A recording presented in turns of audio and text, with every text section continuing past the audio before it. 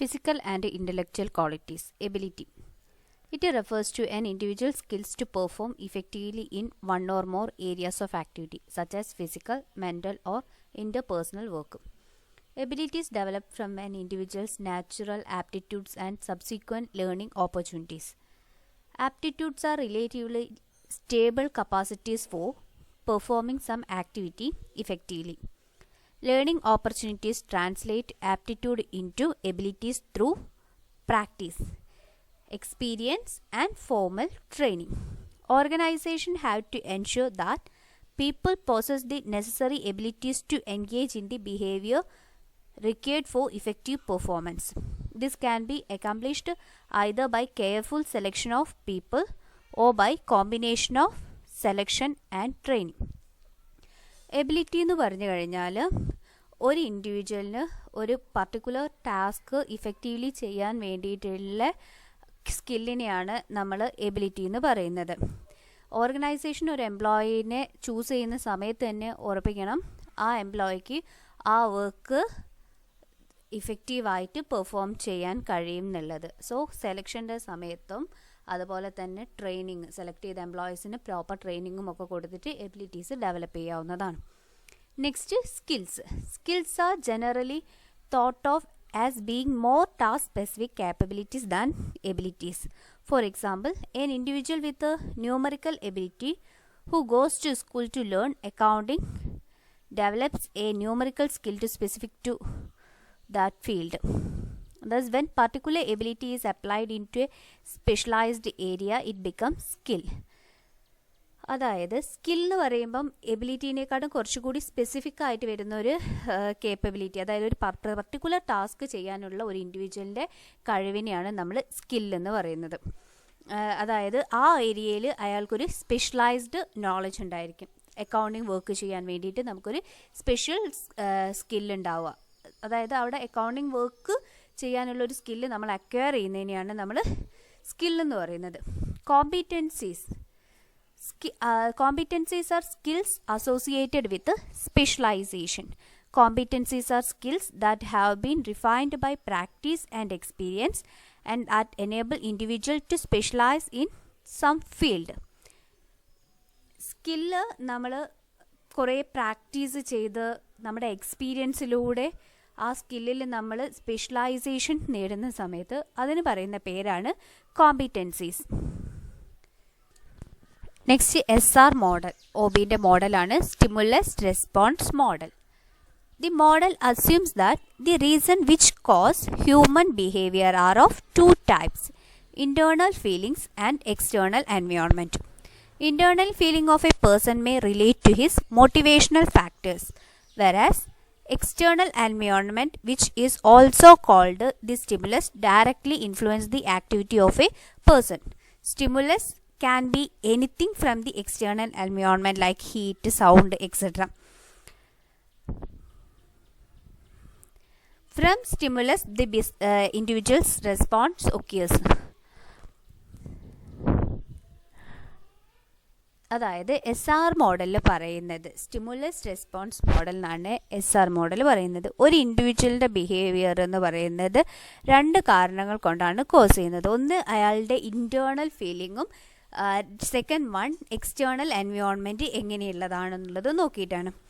Internal feeling എന്ന് പറഞ്ഞു കഴിഞ്ഞിട്ടുണ്ടെങ്കിൽ മോട്ടിവേഷണൽ ഫാക്ടേഴ്സ്, അതായത് നമ്മളെ എന്തൊക്കെ നമ്മളൊരു ജോലി ചെയ്യാൻ നമുക്ക് ഉണ്ടാകുന്ന മോട്ടിവേഷണൽ ഫാക്ടേഴ്സ്, നമുക്ക് കിട്ടുന്ന റെക്കഗ്നിഷൻ, സാലറി, ഇതൊക്കെയാണ് ഇൻറ്റേർണൽ ഫീലിങ്ങിൽ വരുന്നത്. ഒരു എക്സ്റ്റേർണൽ എൻവയോൺമെൻറ്റ് നമ്മളൊരു ഇൻഫ്ലുവൻസ് ചെയ്യുന്ന വെച്ചിട്ടുണ്ടെങ്കിൽ നമ്മൾ വർക്ക് ചെയ്യുന്ന ഓർഗനൈസേഷൻ്റെ സർക്കംസ്റ്റാൻസസ്, അവിടെ ഉണ്ടാകുന്ന ഹീറ്റ്, സൗണ്ട്, അല്ലെങ്കിൽ അവിടുത്തെ നമ്മൾ എംപ്ലോയീസ് തമ്മിലുള്ള റിലേഷൻഷിപ്പ്, ഇതൊക്കെയാണ് എക്സ്റ്റേർണൽ എൻവയോൺമെൻറ്റ് നമ്മളെ ഇൻഫ്ലുവൻസ് ചെയ്യുന്നത്. ഇതിൻ്റെ ബേസിലാണ്, ഈ ഇൻറ്റേർണലിൻ്റെയും എക്സ്റ്റേർണലിൻ്റെയും ബേസിലാണ് ഒരു ഇൻഡിവിജ്വലിൻ്റെ റെസ്പോൺസ് ഉണ്ടാകുന്നത്. അതായത് സ്റ്റിമുലസിൻ്റെ ബേസിലായിരിക്കും നമ്മുടെ റെസ്പോൺസ് ഉണ്ടാകുന്നതെന്നാണ് SR മോഡൽ പറയുന്നത്. എക്സ്റ്റേർണൽ സ്റ്റിമുലസിൻ്റെ ബേസിൽ വരുന്ന റെസ്പോൺസുകളാണ് സ്റ്റിമുലസ് റെസ്പോൺസ് മോഡൽ എക്സ്പ്ലെയിൻ ചെയ്യുന്നത്.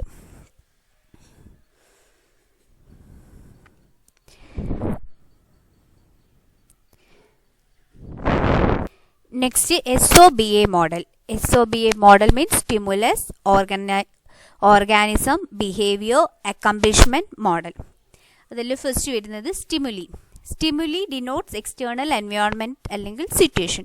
സ്റ്റിമുലീസ് is very comprehensive and all encompassing nature. It stimulates people into action, interrupt what they are doing and help them to make their choices. Organism. Organism not only stands for physiological being but also heredity, knowledge, skills, attitude, etc. It maintains the interaction between stimulus always. Behavior. It includes body actions, facial expressions, emotions and thinking. Behavior is anything done by a person. Accomplishment. Accomplishments are the consequences of behavior. Some of the accomplishments stimulates the organism repeatedly and some doesn't. Stimuli means നമ്മൾ നേരത്തെ discuss ചെയ്തത് തന്നെയാണ് external environmental situation ആണ്. ഈ external environmental situation നമ്മുടെ ആക്ഷൻസിനെ influence ചെയ്യുന്നുണ്ട്. അത് ചിലപ്പോൾ നമ്മളെ ആക്ഷനെ സപ്പോർട്ട് ചെയ്യും, അതല്ലെങ്കിൽ ചില സമയത്ത് എക്സ്റ്റേണൽ എൻവയോൺമെൻറ്റ് നമ്മളെ ഇൻ്ററപ്റ്റ് ചെയ്യുന്നുണ്ട്. ഇതിൻ്റെ ബേസിലാണ് ഒരു ഇൻഡിവിജ്വലിൻ്റെ ബിഹേവിയർ ഉണ്ടാവുന്നത്. നെക്സ്റ്റ് വരുന്നത് ഓർഗാനിസം. ഓർഗാനിസം എന്ന് പറഞ്ഞിട്ടുണ്ടെങ്കിൽ നമ്മുടെ ഫിസിയോളജിക്കൽ ഫാക്ടേഴ്സും അതുപോലെ തന്നെ ഹെറിഡിറ്റി, നമ്മുടെ പാരമ്പര്യം, നോളജ്, സ്കില്ല്, ആറ്റിറ്റ്യൂഡ്, ഇതെല്ലാം നമ്മുടെ ബിഹേവിയറിനെ ഇൻഫ്ലുവൻസ് ചെയ്യുന്നുണ്ട്. ഇനി മൂന്നാമത് പറയുന്നത് ബിഹേവിയറിൻ്റെയാണ്. ബിഹേവിയർ എന്ന് പറഞ്ഞു കഴിഞ്ഞാൽ ഒരു ഇൻഡിവിജ്വലിൻ്റെ ബോഡി ആക്ഷൻ ആകാം, ഫേഷ്യൽ എക്സ്പ്രഷൻ ആകാം, ഇമോഷൻസ്, തിങ്കിങ്, ഇങ്ങനെയെല്ലാം വരുന്നത് എന്താണോ ഒരു ഇൻഡിവിജ്വൽ ചെയ്യുന്നത് എല്ലാത്തിനെയും നമ്മൾ എന്താണെന്ന് പറയുന്നത് ബിഹേവിയറാണ്. Anything done by a person. Accomplishment എന്ന് പറഞ്ഞിട്ടുണ്ടെങ്കിൽ ഈ ബിഹേവിയറിൻ്റെ കോൺസിക്വൻസസ് ആയിട്ട് വരുന്നതിനെയാണ് നമ്മൾ അക്കംപ്ലിഷ്മെൻ്റ് എന്ന് പറയുന്നത്.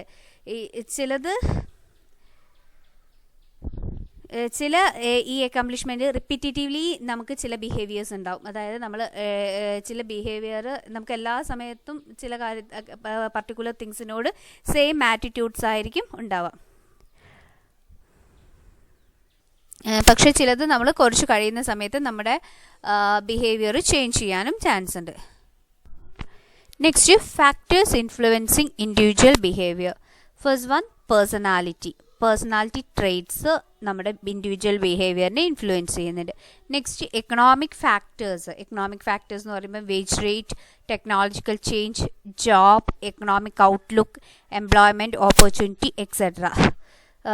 ഇത് നമ്മൾ എക്കണോമിക് ഫാക്ടേഴ്സ്, നമുക്കൊരു പെർട്ടിക്കുലർ ജോബിന് നല്ല വേജ് ഒക്കെ ഉണ്ടെങ്കിൽ നമ്മൾ ആ ജോബ് നല്ല എഫിഷ്യൻ്റായിട്ട് ഇഫക്റ്റീവായിട്ട് ചെയ്യും. ടെക്നോളജിക്കൽ ചേഞ്ച് വരുന്ന സമയത്ത്, പോസിറ്റീവ് ടെക്നോളജിക്കൽ ചേഞ്ച് ആവുന്ന സമയത്ത് നമുക്ക് ആ വർക്കിനോട് ഒരു പോസിറ്റീവ് ആറ്റിറ്റ്യൂഡ് വരും. ഇങ്ങനെയുള്ള എല്ലാ കാര്യങ്ങളും നമ്മുടെ ബിഹേവിയറിനെ ഇൻഫ്ലുവൻസ് ചെയ്യുന്നുണ്ട്. Next, socio cultural factors. Relation with friends, relatives, co workers, superiors, subordinate etcetera. ഒരു ഓർഗനൈസേഷനിൽ എംപ്ലോയറും എംപ്ലോയിയും തമ്മിൽ, അതുപോലെ തന്നെ എംപ്ലോയിയും കോ വർക്കേഴ്സും തമ്മിൽ നല്ലൊരു റിലേഷൻഷിപ്പ് ഉണ്ടെങ്കിൽ ആ ഓർഗനൈസേഷനിൽ പ്രൊഡക്ടിവിറ്റി കൂടും. അതുപോലെ തന്നെ എംപ്ലോയീസിന് ഓർഗനൈസേഷനോട് ഒരു അറ്റാച്ച്മെൻറ്റ് വരും, സ്വന്തം ഓർഗനൈസേഷൻ ആണെന്നുള്ളൊരു ഫീൽ വരും. അപ്പോൾ അവിടെ ഒരു പോസിറ്റീവ് ബിഹേവിയറാണ് അവിടെ വരുന്നത്. Next, cultural factors. Basic values, perceptions, work ethics, preferences etcetera. ഇതും ബിഹേവിയറിനെ ഇൻഫ്ലുവൻസ് ചെയ്യുന്നുണ്ട്. Next, organisational factors. Structure, hierarchy, resources, leadership, support etcetera from organisation. Organisation structure, line structure ആണോ, അല്ലെ ലൈൻ ആൻഡ് സ്റ്റാഫ് ഉണ്ടോ അവിടെ, ഇനി എങ്ങനെയാണ് അതോറിറ്റീൻ്റെ ഫ്ലോ, നമ്മുടെ ടീം ലീഡേഴ്സ് നമ്മളോട് എങ്ങനെയാണ് ബിഹേവ് ചെയ്യുന്നത്, ഓർഗനൈസേഷൻ്റെ സൈഡിൽ എംപ്ലോയീസിൻ്റെ പെർഫോമൻസിന് വേണ്ടിയിട്ട് ഓവറോൾ സപ്പോർട്ട് തരുന്നുണ്ടോ, ഇതെല്ലാം തന്നെ ഓർഗനൈസേഷനിലെ ഇൻഡിവിജ്വൽസിന് ബിഹേവിയറിൽ റിഫ്ലക്റ്റ് ചെയ്യും, അല്ലെങ്കിൽ ഇതൊക്കെ അവരുടെ ബിഹേവിയറിനെ ഇൻഫ്ലുവൻസ് ചെയ്യും. Next, motivational factors.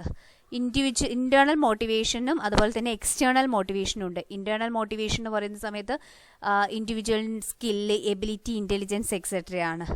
എക്സ്റ്റേണൽ എന്ന് പറയുമ്പോൾ നമുക്ക് അതിനനുസരിച്ചിട്ട് നമ്മുടെ സ്കില്ല്, ഈ എബിലിറ്റിക്കൊക്കെ അനുസരിച്ചിട്ട് നമുക്ക് പേയ്മെൻറ്റ്, ഇൻസെൻറ്റീവ്സ് അതുപോലെയൊക്കെ കിട്ടുന്നുണ്ടെങ്കിലുള്ളതാണ് എക്സ്റ്റേണൽ മോട്ടിവേഷൻ എന്ന് പറയുന്നത്.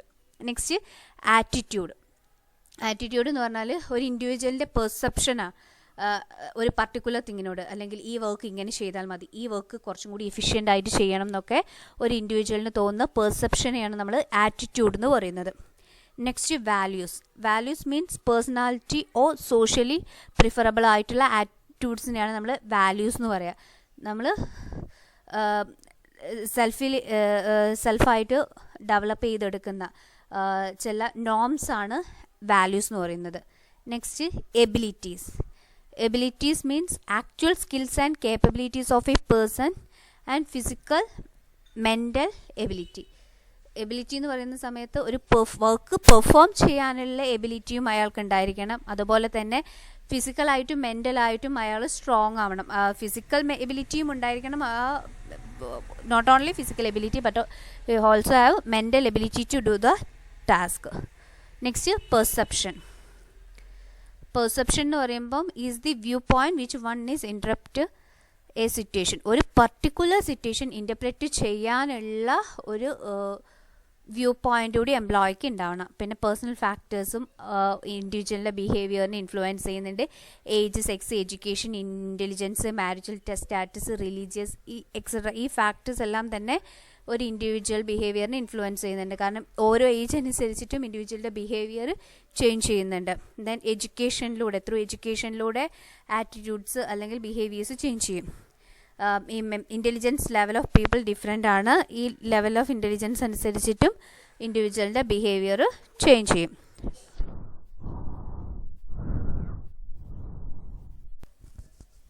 Next personality traits. Big 5 personality traits ആണ് എക്സ്പ്ലെയിൻ ചെയ്യുന്നത്.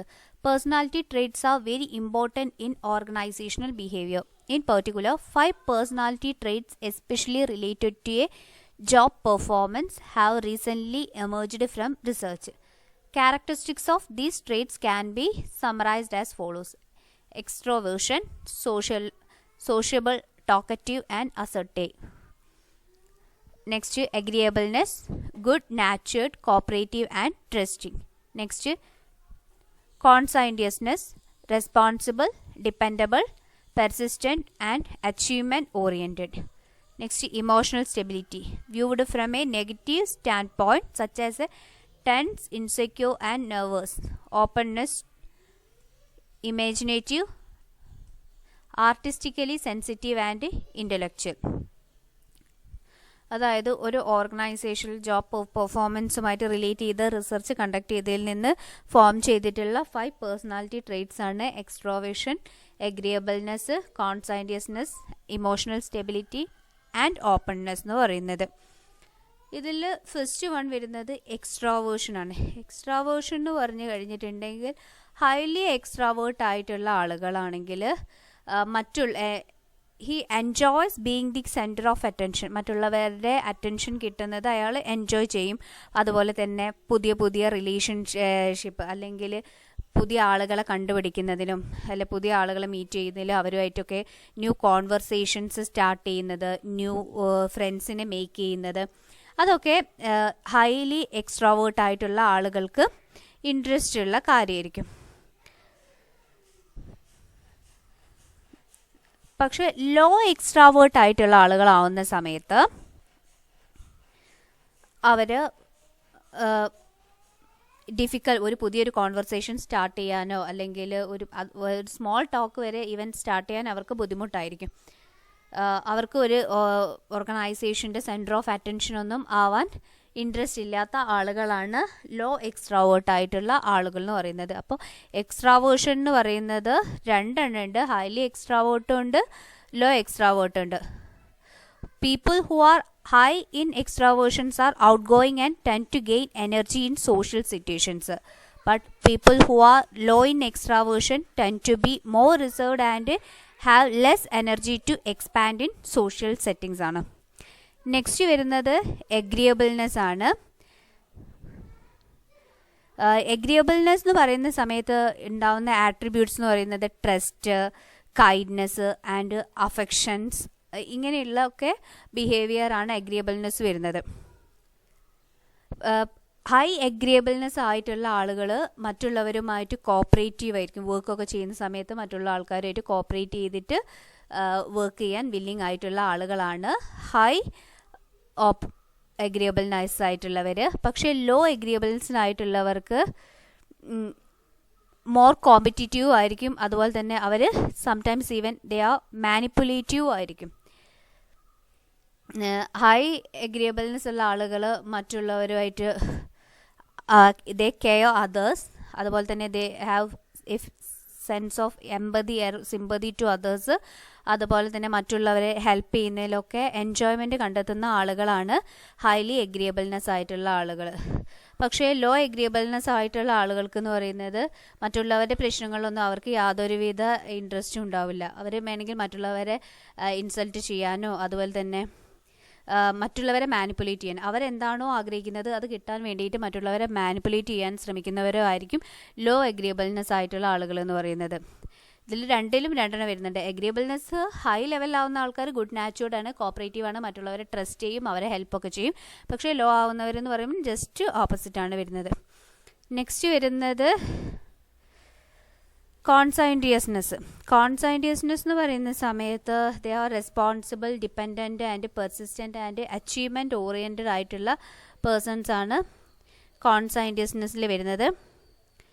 അതായത് അവർക്ക് ഹൈ ലെവൽ ഓഫ് തോട്ട്നെസ് ആണ് ഉണ്ടാവുക. നല്ല ഗോൾ ഓറിയൻറ്റഡ് ആയിട്ടുള്ള പേഴ്സൺസ് ആയിരിക്കും. അവർ മുന്നോട്ടുള്ള കാര്യങ്ങളൊക്കെ നോക്കി എന്തൊക്കെയാണ് അവരുടെ ഗോളുകൾ, ആ ഗോളൊക്കെ ഓൾറെഡി സെറ്റ് ചെയ്തിട്ട് അതനുസരിച്ചിട്ട് വർക്ക് ചെയ്യാൻ വില്ലിങ് ആയിട്ടുള്ളവരാണ് ഈ കോൺസൈൻറ്റിയസ്നെസ് എന്ന് പറയുന്നത്. അതായത് അച്ചീവ്മെൻറ്റ് ഓറിയൻറ്റഡ് ആയിരിക്കും. സോ അച്ചീവ്മെൻറ്റ് അറ്റൈൻ ചെയ്യാൻ വേണ്ടിയിട്ട് അവർ കുറേ സമയം അതിനു വേണ്ടി പ്രിപ്പയർ ചെയ്യും. ഓരോ ടാസ്കിൻ്റെയും ടൈമൊക്കെ എത്രയാണ് വേണ്ടിയത്, അത് എത്ര സമയത്തിനുള്ളിൽ ഫിനിഷ് ചെയ്യണം എന്നുള്ള കാര്യങ്ങളിലൊക്കെ അവർ അറ്റൻഷൻ പ്രൊവൈഡ് ചെയ്യും. ഓരോന്നും ഒരു ഷെഡ്യൂൾ, ഓരോ വർക്കും ചെയ്യുന്ന സമയത്ത് അവർ കറക്റ്റായിട്ട് ഒരു ഷെഡ്യൂളൊക്കെ സെറ്റ് ചെയ്തിട്ടായിരിക്കും വർക്ക് ചെയ്യുക. നെക്സ്റ്റ് എന്ന് പറയുന്നത് ഇമോഷണൽ സ്റ്റെബിലിറ്റി. ഇമോഷണൽ സ്റ്റെബിലിറ്റി എന്ന് പറയുന്നത് viewed from a negative standpoint such as tense, insecure and nervous. ഇങ്ങനെയുള്ള ഫീലിങ്സ് ഒക്കെയാണ് നമ്മൾ ഇമോഷണൽ സ്റ്റെബിലിറ്റിയിൽ പറയുന്നത്. നെക്സ്റ്റ് വരുന്നത് ഓപ്പൺനെസ്. ഓപ്പൺനെസ് എന്ന് പറയുന്ന സമയത്ത് ഇമാജിനേറ്റീവ് ആയിരിക്കും അങ്ങനെയുള്ള ആൾക്കാർ. അതായത് ആർട്ടിസ്റ്റിക്കലി സെൻസിറ്റീവ് ആൻഡ് ഇൻ്റലക്ച്വൽ ആയിരിക്കും. അവർ കുറച്ചും കൂടി ഇമാജിനറി വേൾഡിലായിരിക്കും അവരുടെ തോട്ട്സ് വരുന്നുണ്ടാവുക. അങ്ങനെയാണെന്ന് ഉള്ള ബിഹേവിയറിനെയാണ് ഓപ്പൺനെസ് ടു എക്സ്പീരിയൻസ് എന്ന് പറയുന്നത്. ഈ ഓപ്പൺനെസ് ട്രേറ്റ് ഫീച്ചർ ആയിട്ടുള്ള ആൾക്കാരെന്ന് പറയുന്നത് ഇമാജിനേഷൻ ഇൻസൈറ്റ് ആണ് അവർക്ക് ഉണ്ടാകുക. People who are in this trait also tend to have a broad range of interest. They have a curious about the world and other people and eager to learn new things and enjoy new experience.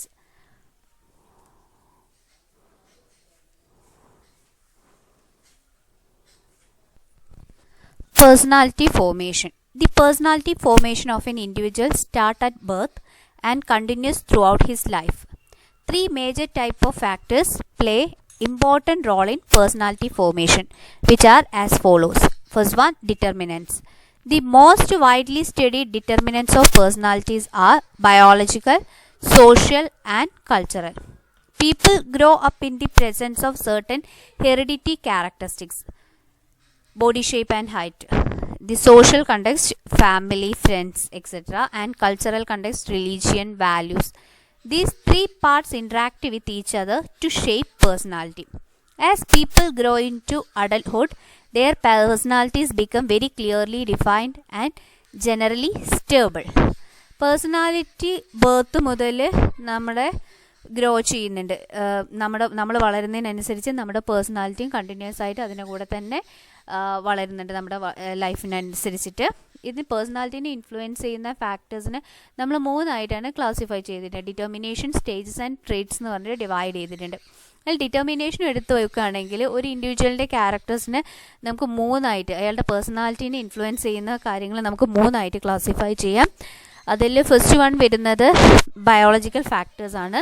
Second one social factors. Third one cultural factors. ഇതാണ് പേഴ്സണാലിറ്റീനെ influence ചെയ്യുന്ന determinants എന്ന് പറയുന്നത്, ബയോളജിക്കലും സോഷ്യലും കൾച്ചറലും ആയിട്ടുള്ളത്. Biological എന്ന് പറയുന്ന സമയത്ത് നമ്മുടെ heredity, നമ്മുടെ ബോഡി ഷേപ്പ്, ഹൈറ്റ്, അതുപോലെ സോഷ്യൽ എന്ന് പറയുമ്പോൾ നമ്മുടെ ഫാമിലി, ഫ്രണ്ട്സ്, പിന്നെ കൾച്ചറൽ എന്ന് പറയുമ്പോൾ നമ്മുടെ റിലീജിയസ് വാല്യൂസ്, ഇതെല്ലാം തന്നെ ഒരു ഇൻഡിവിജ്വലിൻ്റെ ക്യാരക്ടറിനെ അല്ലെങ്കിൽ പേഴ്സണാലിറ്റീനെ, ബിഹേവിയറിനെ ഇൻഫ്ലുവൻസ് ചെയ്യുന്നുണ്ട്. അപ്പോൾ ഒരു ഇൻഡിവിജ്വലിൻ്റെ ബിഹേവിയറിനെ ഹെറിഡിറ്റി ഫാക്ടേഴ്സും കൾച്ചറൽ ഫാക്ടേഴ്സും സോഷ്യൽ ഫാക്ടേഴ്സും ഇൻഫ്ലുവൻസ് ചെയ്യുന്നുണ്ട്. നെക്സ്റ്റ് വരുന്നത് stages. According to Sigmund Freud, human personality progresses through 4 stages: dependent, compulsive, oedipal and mature. These concepts of stages of growth provides a valuable perspective to organizational behavior. Experienced managers become aware of the stages that their employees often go through. This helps them to deal with these stages effectively and promote maximum growth for the individual and for organization. അതായത് ഫ്രൂഡിൻ്റെ തിയറിൻ്റെ ബേസിൽ first ഇൻഡിവിജ്വലിൻ്റെ development stage എന്ന് പറയുന്നത് ആദ്യം അയാൾ dependent ആയിരിക്കും, പിന്നെ compulsive ആവും, പിന്നെ ഇഡിപ്പൽ ആണ്, ദെൻ ആണ് അയാൾ മെച്യൂർ ആവുന്നത്.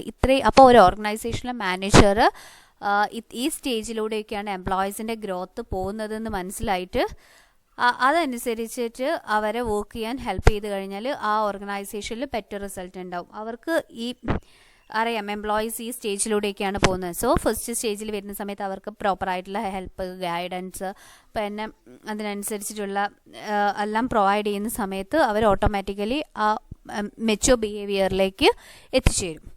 Next trait personality are also based on psychology. According to some trait theories, all people share common traits like social, political, religious, etc. But each individual's natural differentialities that persons from all other. Each individual's nature differentiates that person from all others. അതായത് എല്ലാ ഇൻഡിവിജ്വലിനും ചില common characters ഒക്കെ ഉണ്ട്, പക്ഷെ അവരുടെ natural difference അവരെ ഒരു ഇൻഡിവിജ്വലിൽ നിന്ന് മറ്റൊരു ഇൻഡിവിജ്വലുമായിട്ട് ഡിഫറെൻറ്റ് ചെയ്യുന്നുണ്ട് എന്നുള്ളതാണ് ട്രെയ്റ്റ് പറയുന്നത്. അപ്പോൾ പേഴ്സണാലിറ്റി ഫോം ചെയ്യാൻ 3 സ്റ്റേജസ് ആണുള്ളത്: ഡിറ്റർമിനൻറ്റ് സ്റ്റേജ്, സ്റ്റിനസ് സ്റ്റേജ്, ദെൻ ട്രെയ്റ്റ്.